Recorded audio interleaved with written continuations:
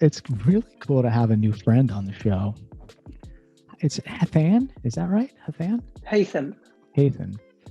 Um, he's isn't sitting up north. It's funny. I'm down south in Florida. My man is up in Waterloo, Canada, So you're having a chilling. good time there, eh? You know what?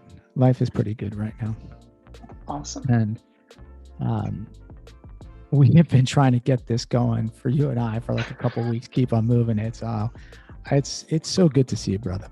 And what's really cool is that when we started trying to get calendaring, that was before we had this crazy idea where we're airing this on Machine Learning Day. So this day, like as we kind of celebrate this day, I mean, we're still working on the day, but the idea is, can we just, as data scientists, humans, and have a day? That's what we want. So welcome to the show, my brother. Hello. What are you working on? How'd you get through COVID? When you come into America, I got a lot of questions. You pick it up anywhere you want to go. Oh, well, I No mean, deep breaths. No deep breaths. the elephant in the room is COVID, isn't it? I know, man. It's changed a whole lot of things, right? Yeah. It's changed how we operate as people, how we Yep. view things that we assume to be Yep. norm. And you always have the scientific mind of thinking, okay, here are the norms that we've developed. Now we're gonna break all these norms. Would that, cause like Yep. tides and waves or just small ripples? Like, are these norms just actual norms, or like we've Yep. just been complacent for the past few decades? So it's been a tough journey, I think, for everyone who'd been involved in at different levels. Obviously, some people lost their jobs, some people, started working remotely. So, What about you? Did you end up staying home? Did you go to a different yes, city, or did you yes. move?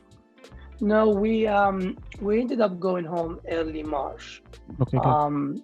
2020. We, as COVID started to kick in and we started to digest the information and the knowledge, as a company, we decided, you know what, we're gonna go and work from home and see how that goes. Good. Yep. And it was almost like a snap decision. Let's just go. Yep. The safety of the people is most important. So there has to be lots of things that we need to work around, just from that aspect or from that lens. Yeah. And I think, where is home, by the way? I never asked. Where is? Home is Waterloo, Ontario. Oh, that is home. Canada. Okay, so that's where you went home. Okay, yeah, I just didn't know if when you said you traveled home. Yeah, I mean, for me, it hit pretty hard. I mean, just the emotional part, but the technology part, Zoom is not new to me. If anything, the greatest thing that happened to me is people stopped using Skype. Sorry. Right? It's like Zoom. Zoom was good before COVID. If I look at Zoom, if I look at other audio platforms, Zoom has always been my favorite. It's just interesting how it just became the one. It's and then it's crazy as scientists, as product people, how fast they iterated than teams iterated. I mean, have you ever seen in a time in our life where the big brands were shipping at the cadence that they're shipping? No, shipping releases crazy.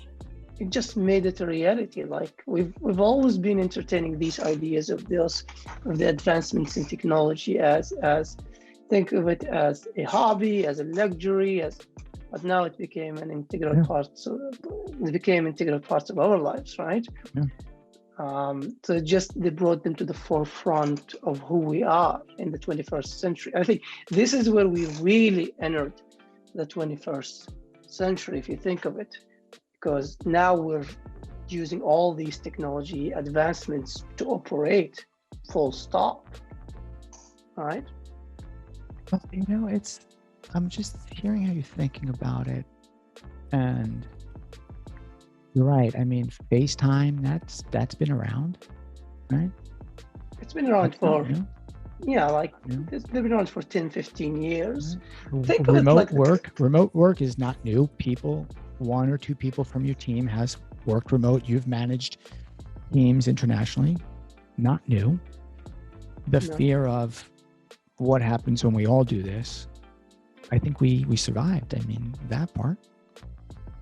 So again, I'll have to go back to the mentality of the data scientists. I remember I was in the kitchen of the company. We were thinking of going remote.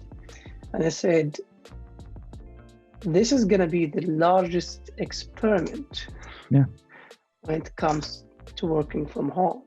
That never happened on a global scale where you have,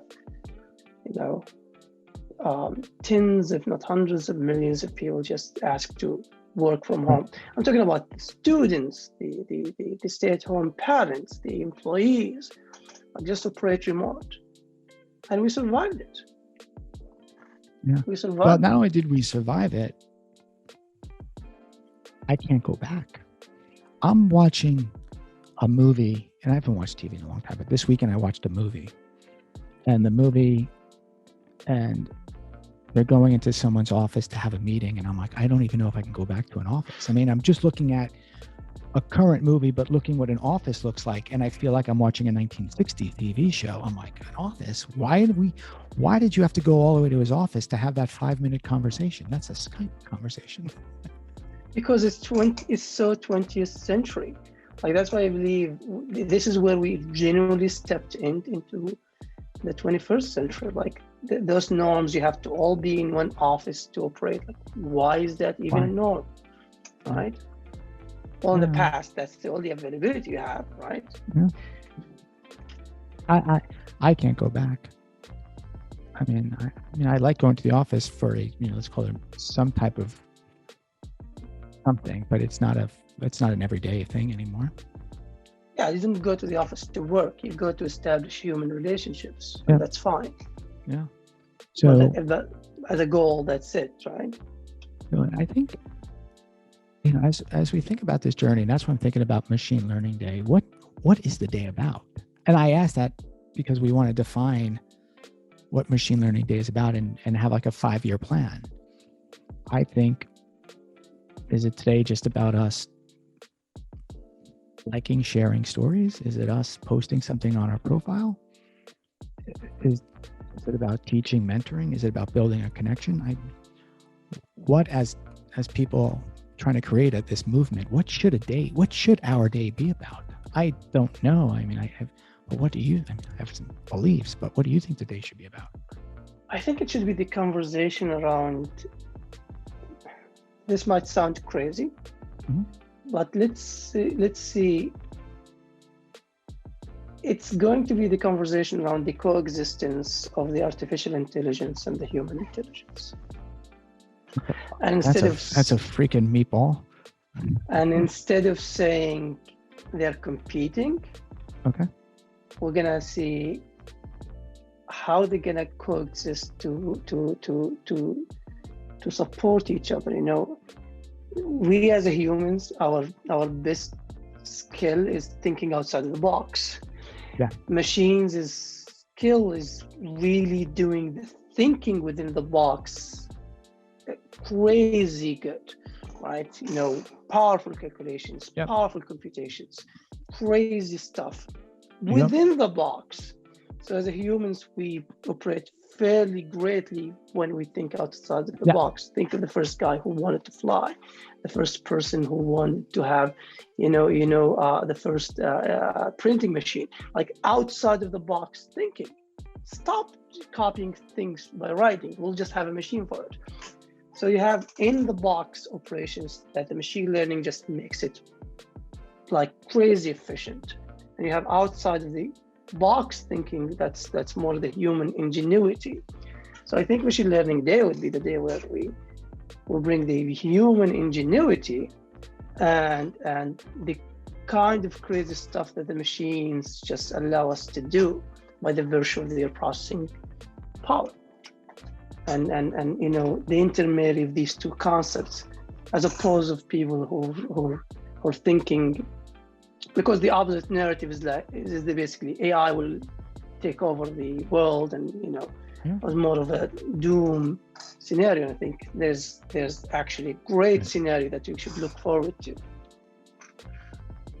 Hey, I'm for that scenario, the great scenario. I am for the cobot, whatever you want to call it. Are you coining the term right now? Automate my life. I think for me, machine learning day is maybe don't be afraid of the machine. No, you shouldn't be afraid of the machine. I think there's two ways to look at it. Oh, the machine is coming. So it's some people say it's already here, or but the machine, don't be afraid of it. I think the other thing maybe for me on machine learning day is maybe change your password.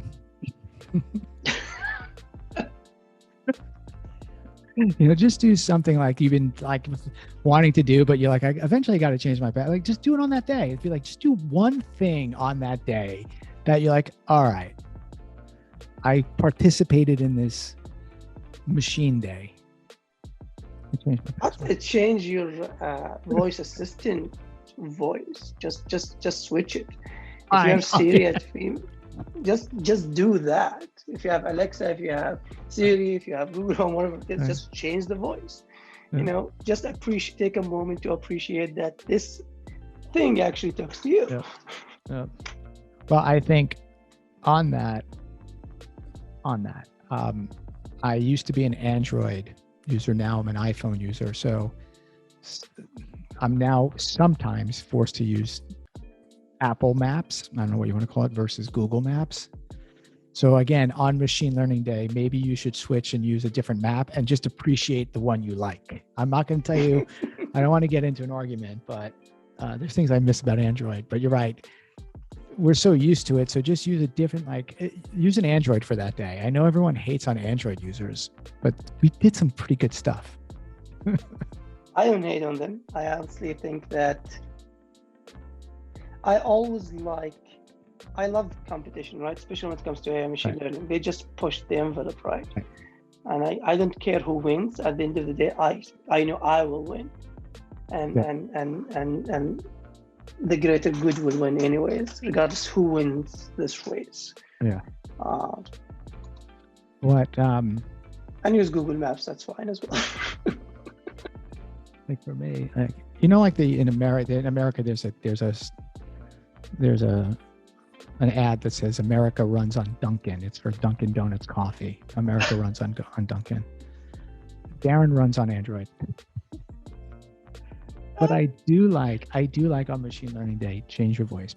All right. So now here's the thing. You're an accomplished data enthusiast. And if you can maybe give some advice, not even about machine learning day, just like looking back at your journey, what would you do different? What would you lean in on? Like, where did you get lucky? Can you share any stories with us? So my entrance to this field was a pure coincidence. Okay. So, I had my bachelor degree in computer engineering. I worked in engineering, especially within the confinement of system engineering for many years. When I came to Canada to do my master's degree, I had a conversation with my supervisor about me wanting to do control systems, and he looked at me and he said, "Haitham, this is old. How about you join the pattern analysis and machine intelligence lab?" Like, what's this about? And he said, "Well, it's AI." And I said, "Okay, let me try this." That was maybe 11 years ago. Okay. So it's not purposeful. It's just once you get in, it's the science, and you fall in love with the science. Right. And I think if there's something that I have to tell others, I don't you don't have to go through a specifically charted path towards being a data scientist or a machine learning engineer or an AI specialist or any of these startups. Life will happen and you'll find yourself in a place where you are close to being in this field. So what will make you successful there is the genuine love for the science. You cannot be bothered by it. So if you love it, if you enjoy it, if you see it as something that you want to be in it for the rest of your life, then everything else is going to be well said. You know, a byproduct, right? Well said. It's romantic. It's aspirational. It's real. Life happens, right? It's you said also something that I'd love to get your thoughts on, because I don't know if it's a blessing or a curse. And I honestly, I don't know. All right. But we're both human. So I'm going to tell you a story. And I don't know if it's a blessing or a curse. When I was a kid, and you grow up, I had friends that knew they wanted to be a doctor. They knew they wanted to be an accountant. They knew they wanted to be a dentist. Sometimes I'm jealous of them because they knew from a very, very early age, that's what I want to be. For me, like you, it's been more serendipitous of I'm going to find a path and I'll land. Do you ever think that way of like the people that just grew up knowing like doctor at a very young age, then went to school, doctor, architect? So that's why sometimes I look at that as a blessing. Sometimes I look at it as a curse. When you're a little bit lost, it's a blessing. You wish you knew you wanted to be a doctor. Sometimes when you're like, I don't know, but what are your thoughts based on what you said? You had more of this serendipitous move into this sector. It's a scary thought that you plan out your life early on. It's a very scary thought. I don't want to do that.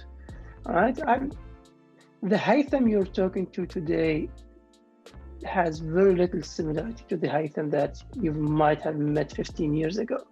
So that guy, I don't trust to plan my life now. All right. That guy knew very little stuff. Like I wouldn't want him to plan out my life. So it's a scary thought that you plan out your life 20 years ahead. And you're right. Yeah. Most people just do it this way. Right. I remember, and this is a true story, I remember when I was in my 9th grade, I've been asked to fill out a form to decide whether I'm going to go to scientific studies or more of a humanitarian studies. That was back home, and home is Libya. Right. That's a fair age, and it's a fair question. Yeah. And even that one, I looked at it and said, okay, that decision is going to happen next year. I don't think you guys should be trusting the maturity of someone who's 13 years old to make this decision right now. Like, that was my thought process. Blessing, right? Blessing. Right? And then I had to look back and say, okay, what do I like? I loved math. I loved it. I could spend hours just doing solving mathematical problems. Like, this is the eureka moment that happens over and over and over and over. I said, you know what? Then I'll go to scientific studies. But I'm not too sure if you look to the large number of people who are going through this exercise every year, how many of them actually reach back and say, okay, what am I good at? What am I bad at? And okay, which one do I need to invest time and effort and life in? Yep. So and you're bringing another layer on this, which is the the economic access. Like, you grew up in Libya, or at Libya at the time. A lot different than growing up in America. A lot different than growing up in Waterloo. I mean, yeah, it's just that's the world. I mean, you got out. How many of your friends stayed? How many of your friends just still live in Libya? Oh, the majority of people who haven't left the country, right? And again, I left it to do my master's degree. I didn't leave it for any particular reason. So life just happened in a very weird way. Yeah. And yes, the generational gap Yeah, it's between big. me and my children is like, it's not one generation difference. Yeah. Big. It's scary. It's a big move. Yeah. It is. No, but just think of it. The difference, if you build a family in the same place in which you grew up, generally speaking, the generational gap between you and your children is one generation, right? Yes. Generally speaking. If you were born and raised somewhere and had your kids in another place, entirely different environment and culture, then the generational gap could be 2 or 3 generations out, right? Yep. Depending on where you were, where you went, the norms, the cultural differences, things don't even out in the same time and space. If we do temporal spatial analysis, just go to data science quickly and see how things change over space and time between the 2 extreme opposites of the globe, then the 30 or 40 years of age difference may become actually 80 years. Yeah. Of difference. Yeah. No. And now what you're also doing is you become very old, very young, in the sense that your kids are like, Dad, stop talking about Libya, like it's a million years ago, or like the world doesn't work, or Dad, stop talking about Canada. I'm making that up. I don't think they say that, but I'm in Florida. Here's my rant. I'm in Florida over the weekend. I'm at the beach, and there is a bunch of older generation people sitting next to me. I don't know them, but they have a radio, and on our radio, they're playing the golden oldies. So think of let's just for now, just think of the Beatles. I'm not going to say they're the oldies, but let's just say the Beatles. So they're playing the Beatles. And one of the old people turned to the old people and was like, now this is music. Now this is what music was about. So it's just interesting. You get old quick. I'm sure people in our generation will think it's maybe Justin Bieber or Taylor Swift, but you're right. They're listening to their generational music and they're like, this is when music was good. Right, because that's what you relate to. Now take that out and say, actually, the music is not even the same music that people who are of your age had grown up knowing. So that's taking it an entire different. I'm an EDM fan. If there's not EDM and there's not lights and freaking stuff, I'm like, that's to me is like, that's real music. Marshmallow, right? Or is that Rocky? Okay, like that's real music. Like if it's not that, that's what we show. You know what? I think we need to have some music on Machine Learning Day. So I think we have to do things like you'll have to bring some music into this. So cool. Lots of the streaming services are very well utilizing machine learning. I love it.